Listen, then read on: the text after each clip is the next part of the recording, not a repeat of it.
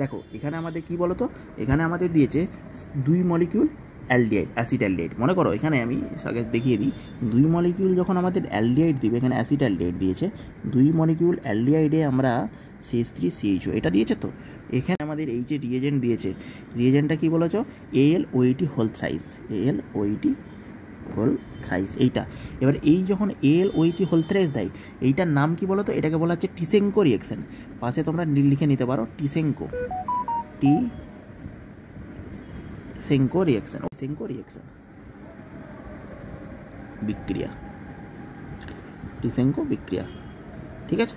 এবার এটাকে তোমার টিসেঙ্কো। এবার এখানে কি হয়, এখানে আর কিছু হয় না, অ্যাসিডের যৌগ তৈরি হয়। মানে কি, দেখো এইটা অ্যাসিড, এখানে আমাদের যেটা তৈরি হয় সেটা হচ্ছে CH3COO2H5।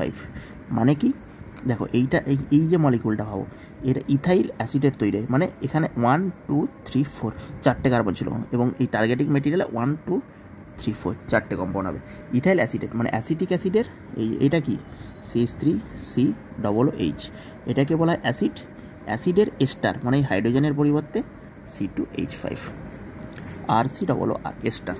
এস্টার কি বলি আমরা, অ্যাসিডের, তাহলে ইথাইল অ্যাসিডের। তার মানে আমাদের টার্গেটিং মেটেরিয়াল কি হচ্ছে CH3COO ও C2H5, এইটা এখানে তৈরি হবে। নেক্সট আমাদের CCl3CHO, এটাকে কি বলে জানো, এটার নাম হচ্ছে ক্লোরাল, ক্লোরাল বলা হচ্ছে, ক্লোরাল, এটা তোমাদের জানতে হবে। CCl3CHO এটাকে কি বলা হচ্ছে, যেমন CH, যেমন মনে করো CX3, এটাকে কি বলে, CX3-র সাথে Cl2 থাকলে X মানে 3টে হাইড্রোজেন, Cl আছে, সেই জন্য ক্লোরাল।